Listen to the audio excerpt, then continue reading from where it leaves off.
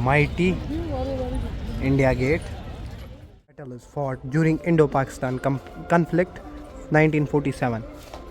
You can check now from my backside. This is mighty India Gate. Ashok स्तंभ स्मारक। अमर ज्योति जवान, यही है वो। यही है, अमर ज्योत है ये। कब और वहाँ पे सोल्जर है, हाथ में इसके राइफल है। सोल्जर जा रहा है, अब वो चेंज होगा फॉर 45 मिनट्स।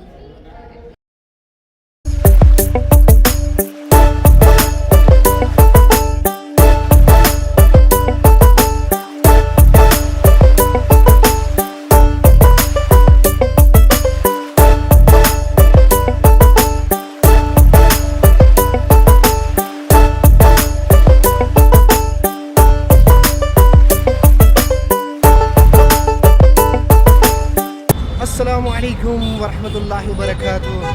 तो कैसे हैं आप सभी लोग। आज का व्लॉग मैं स्टार्ट कर रहा हूँ रूम के बाहर। यहाँ से 1 किलोमीटर दूरी पे है गोविंदपुरी का मेट्रो स्टेशन। तो यहाँ पे मैं आज व्लॉग स्टार्ट कर रहा हूँ। आज का प्लान क्या है, कहाँ जाना है। आज मैंने सोचा है कि आज इंडिया गेट को एक्सप्लोर करेंगे। With India get other places भी मैंने फ़िलहाल प्लान में रखी है। आज के व्लॉग में मैं कुछ अदर प्लेसेस भी ऐड करना चाहता हूँ, क्योंकि मेरे पास टाइम कम बचा है। यहाँ से कश्मीर वापस चलना है। मेरे पास खाली यही 5-6 दिन है।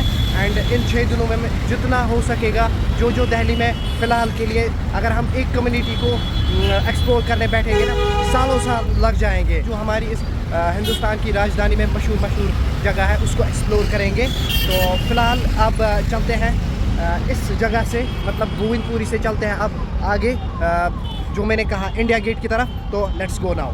तो एज़ यूजुअल साइकिल पे चढ़ने से पहले बिस्मिल्लाह तवक्कलतु अल्लाह ला हौला वला कुव्वता इल्ला बिल्लाह। बस आप लोगों को क्या करना है, अगर चैनल पे नए हैं तो सब्सक्राइब करें, मेरे फेसबुक पेज को भी फॉलो करें ज़्यादा से ज़्यादा। फाइनली दोस्तों मैं पहुंचा हूँ इंडिया गेट। एंड ऐसे जब हालात होते हैं ना ट्रैवलिंग में, लाइक पिछले 1 घंटे से मैं पार्किंग का जुगाड़ कर रहा था। कहीं पे साइकिल को पार्क ही नहीं करने देते हैं यहाँ। ऐसी बैड एक्सपीरियंस मैंने इस सारी ट्रिप में नहीं की है जैसे आज हुआ।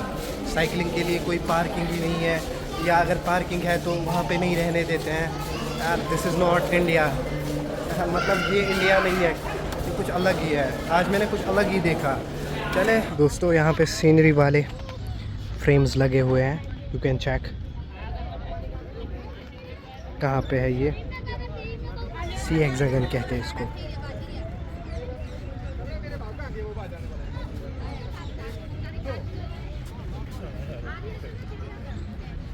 You can check now from my backside. This is mighty India Gate. Look, कैसा लग रहा है ये।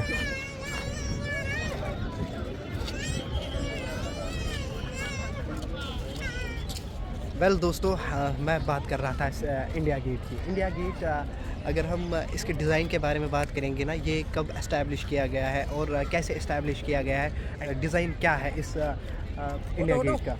सर एडविन लुटियंस, उन्होंने इसका डिज़ाइन दिया है। कब दिया है, फरवरी 10, 1921 में इसका डिज़ाइन बनाया गया है। तो इसका डिज़ाइन एक मॉडल की तरह है। Model like you know, Paris में ऐसे ही एक मोनूमेंट बनाया गया है, उसका नाम है आर्क डे ट्रियोम्फ। आप सर्च कर लेना। एंड बनाया क्यों गया है ये इंडिया गेट, वाई, मतलब ये एक ऑनर में बनाया गया है, एक मेमोरी है।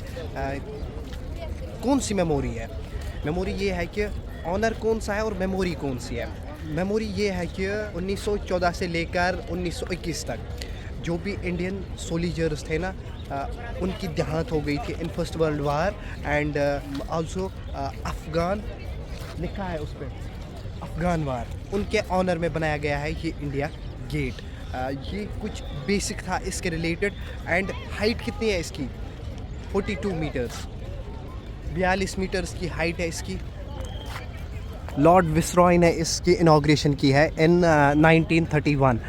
आप वहाँ खुद पढ़ सकते हैं, यहाँ पे लिखा है कि ये किसकी मेमोरी में एंड किसके ऑनर में बनाया गया है ये इंडिया गेट। एंड जो इसके वॉल्स है ना, जो इसकी दीवार है, उस पर भी लिखा गया है उनके नाम, मैं आपको जूम करके दिखाता हूँ, अगर आपको नज़र आ रहा होगा, ये है उनके नाम।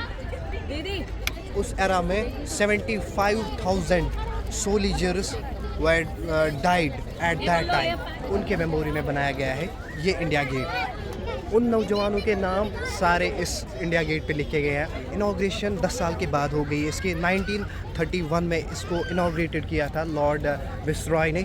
अगर हम फॉर्मली बताएंगे ना, इसको इंडिया गेट नहीं बोलते हैं, इसको बोलते हैं all India war memorial.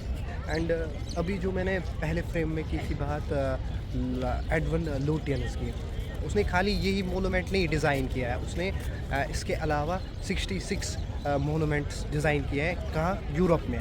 Particularly उसका एक और मोनूमेंट है जिसका नाम है सिनेटॉफ, जो लंदन में है, वो भी उसी ने डिज़ाइन किया है। इस गेट का फोकल पॉइंट है ये कैनोपी। एंड इस गेट के आसपास आपको राष्ट्रपति भवन भी मिलेगा हमारे इंडिया का। एंड जंतर मंतर एक और जगह है, वो भी इसके आसपास ही है। गेट के कुछ फोकल प्लेसेस हैं ये। एंड एक साइड से नेशनल वॉर मेमोरियल वो भी मिलेगा। एंड अंदर से कैसा है ये, अंदर का जो स्ट्रक्चर है ना इस जगह का, इस प्लेस का, ऐसा कुछ, ऐसे फूल देखने को मिलेंगे आपको। नीट एंड क्लीन एरिया है ये। सी हेक्सागन कहते हैं इसको। मैंने जो पहले फ्रेम में गैलरी दिखाई थी उसमें आप चेक कर सकते हैं, सी हेक्सागन है। एंड ये जो रास्ता यहाँ से जाता है, आपको मैं थोड़ा सा जूम करके दिखाता हूँ। ये नेशनल वॉर मेमोरियल की तरफ जाता है ये रास्ता। यहाँ पे सन ग्लासेस भी अलाउ नहीं है। ईयरबड्स लगा के रखे थे, वो भी निकालने पड़े। पता नहीं अब वॉच का क्या करना है, शायद वॉच भी निकालनी पड़ेगी। अंदर जाते ही कुछ ऐसे नज़ारे आपको मिलेंगे। पहले अमर जवान ज्योति ही नाम है, यू कैन चेक। इसका फ्लेम अभी भी जल रहा है नीचे से, और वहाँ पे सोल्जर है, हाथ में इसके राइफल है।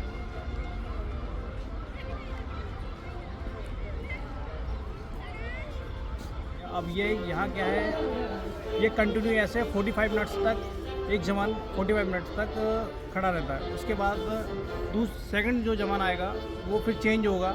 मतलब प्रैक्टिकल है। हाँ प्रैक्टिकल है, आप देख सकते हैं प्रैक्टिकल है। आपको ऐसा लग रहा है कि स्टैचू खड़ा हुआ है, स्टैचू मुझे लगा था वहाँ से जब मैं आ रहा था ये स्टैचू है। नहीं स्टैचू नहीं है, आप प्रैक्टिकल देख सकते हैं।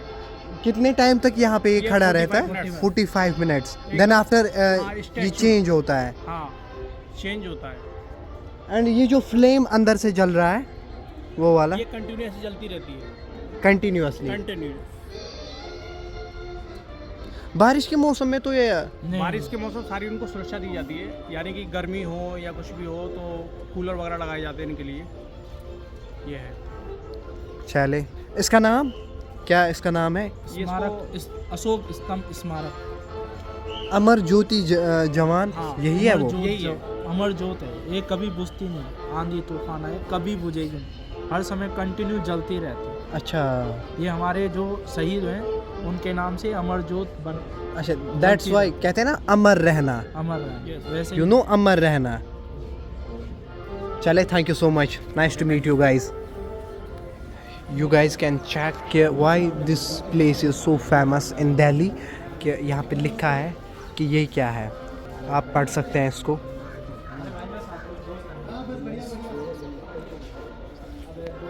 अब इतना तो मैं नहीं पढ़ सकता हूँ, आप खुद पढ़ सकते हैं कि यहाँ पे क्यों एंड कैसे बनाया गया है ये।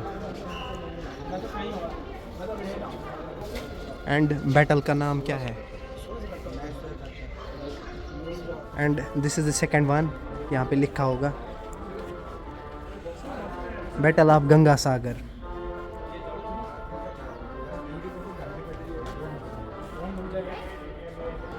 एंड एक और battle of Tithwal, longest battle is fought during Indo Pakistan conflict 1947। ये भी आप पढ़ सकते हैं। एक और बैटल की यहाँ पे कहानी लिखी गई है। ये डिस्क्रिप्शन अगर आप पढ़ना चाहते हैं तो पढ़ सकते हैं।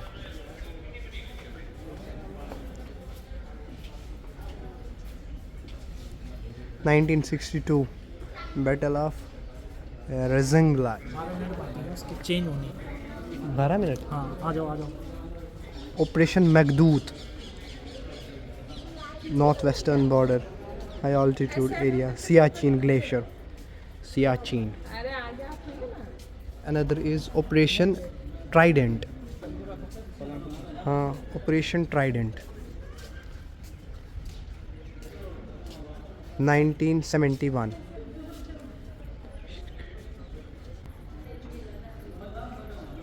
आप पढ़ सकते हैं, ऊपर से नक्काशी भी है।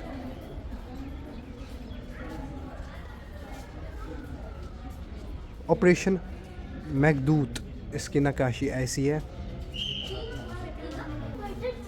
एंड बैटल ऑफ रेजिंगला, इसकी नक्काशी ऐसी है। तो दोस्तों, ये थे कुछ बैटल्स जिनकी डिस्क्रिप्शन दी हुई थी वहाँ पे। मुझे भी खुद पता नहीं था इतना कुछ। एंड वो जो भाई बोल रहे थे ना इस सोल्जर के बारे में, ये रियलिटी में है, होता है सोल्जर वहाँ पे खड़ा 45 मिनट तक। अभी इसके 12 मिनट बचे हैं चेंज होने के लिए। आप खुद देखना कि ये कैसे चेंज होता है। 45 मिनट तक एक ही पोजीशन में खड़ा रहना, it's like a heavy sitter. Soldier जा रहा है, अब वो चेंज होगा फॉर 45 मिनट्स।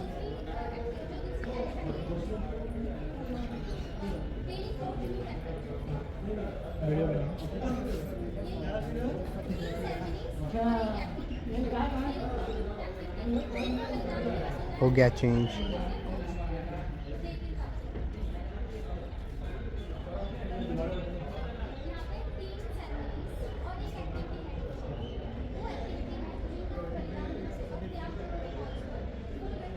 सो गाइज, ये था अमर जोत जवान कहते हैं दिस प्लेस। जब निकलते हैं ना वहाँ से एग्ज़िट के लिए, तो यहाँ पे आपको देखने को मिलेगा डिजिटल ट्रिब्यूट।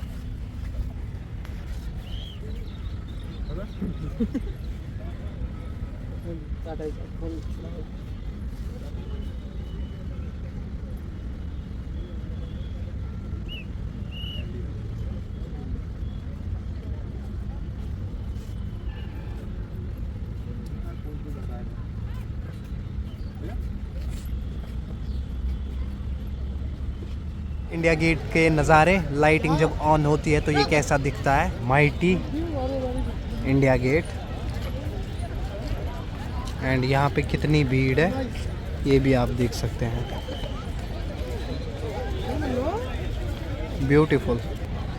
चले, आज का व्लॉग इधर ही ख़त्म करते हैं। आप होपफुली आप लोगों को आज का व्लॉग भी पसंद आया होगा।